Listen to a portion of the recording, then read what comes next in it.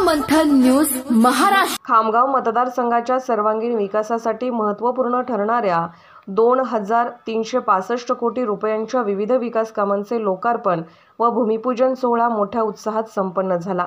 या कार्यक्रमाला महाराष्ट्र राज्याचे उपमुख्यमंत्री देवेंद्र फडणवीस यांनी उपस्थिती लावून स्वतःच्या हस्ते या प्रकल्पाचे उद्घाटन केले।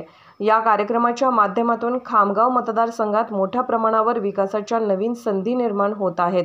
शेतकऱ्याचे जीवनमान सुधारण्यासाठी आणि सिंचनाची सुविधा वाढवण्यासाठी जिगाव प्रकल्प हा अत्यंत महत्त्वाचा ठरणार आहे। या प्रकल्पाच्या माध्यमातून खामगाव मतदारसंघाच्या 100% शेतीला सिंचनाची सुविधा उपलब्ध होईल असे उपमुख्यमंत्री देवेंद्र फडणवीस यांनी यावेळी स्पष्ट केले। झालेल्या कार्यकर्ता संवादाला मोठ्या प्रमाणात गर्दी दिसून येत होती। आकाश भाऊच्या माध्यमातून झालाय आणि मला या गोष्टीचा देखील आनंद आहे की जी योजना वर्षानुवर्ष केवळ चर्चेत होती, वैनगंगा, नळगंगा, पैनगंगा योजना, आपल्याला कल्पना असेल भंडारा जिल्ह्यामध्ये गोसीखुर्दच्या खालून 100 TMC पाणी हे वाहून समुद्राला जातं। वर्षानुवर्ष मागणी व्हायची की हे पाणी विदर्भाच्या दुष्काळी भागामध्ये आलं पाहिजे। ज्यावेळेस मुख्यमंत्री म्हणून काम करण्याची संधी मिळाली त्यावेळी आपण याच्यावर काम केलं आणि 2019 मध्ये याला आपल्या जल आराखड्यामध्ये समाविष्ट करून त्या संदर्भात पाणी उपलब्धतेचा GR काढला। मध्यंतरी 2.5 वर्षे कसं सरकार होतं की ज्या सरकारमध्ये विदर्भातली सगळी कामं थांबवायची, महाराष्ट्रातली सगळी कामं थांबवायची हा एकमेव मंत्र होता।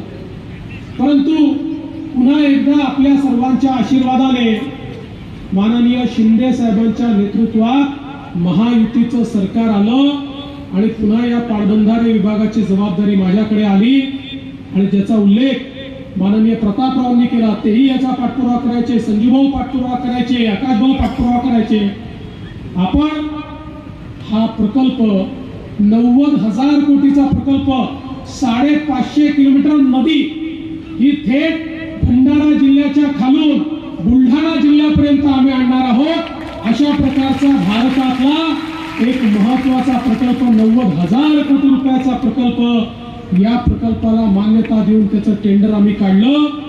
पुढच्या काळामध्ये आमदार साहेब तुम्हाला एक आता नवीन पदवी मिळाली आहे, पाणीदार आमदार म्हणून उपमुख्यमंत्री देवेंद्र फडणवीस यांनी तुम्हाला ही पदवी दिली, काय म्हणाल? निश्चित कोणतंही काम करत असताना आपण जीव लावून काम करतो आणि आपल्या वरिष्ठांनी जेव्हा कौतुकाची थाप दिली तेव्हा निश्चित खूप आनंद होत असतो। पण हा आनंद तेव्हाच होईल की ज्या दिवशी हे काम पूर्ण होईल आणि सर्व शेतकऱ्यांच्या बांधावर हे पाणी पोहोचेल आणि संरक्षित शेती आणि इरिगेटेड शेती जेव्हा शेतकरी करायला लागेल तेव्हा निश्चित हा आनंद अजून द्विगुणित होईल। जिगाव प्रकल्पातून किती गावांना खामगाव तालुक्यात पाणी मिळू शकते? सध्या जवळजवळ 30 ते 32 गावांमध्ये 32,000 एकर जमिनीला ह्या पहिल्या टप्प्यात लाभ होणार आहे।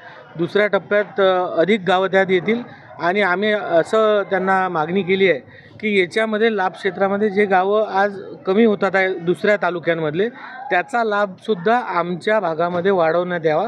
कारण बाकी तालुके जे आहेत त्यामध्ये हा जो जिगावचा लाभ क्षेत्र आहे हे खूप मोठ्या प्रमाणात आहे, हे खामगावमध्ये थोडं कमी आहे। म्हणून आम्ही खामगाव आणि शेगाव या दोन्ही तालुक्यांमध्ये हे लाभ क्षेत्र वाढलं पाहिजे अशी मागणी केलेली आहे। पिण्याच्या पाण्यासाठी काही फायदा होईल का जिगाव प्रकल्पाचा खामगाव? 100% आजच देवेंद्रजींनी घोषणा केली आणि मला एक्झॅक्ट आकडा फिगर मी वाचला नाही अजून ती ऑर्डर, पण 14 MM³ जवळपास पाणी शहरासाठी आरक्षित केल्या गेलं आणि आता आमची पुढची मागणी ही राहणार आहे की खामगाव MIDC सुद्धा आपल्या जिगावमधनं पाणी आरक्षित झालं पाहिजे आणि सोबतच खामगाव तालुक्यातील सर्व गावांना एकाच योजनेतून पाणी हे जिगावमधून दिलं गेलं पाहिजे। त्याची रिजनल स्कीम ही येणाऱ्या 5 वर्षात झाली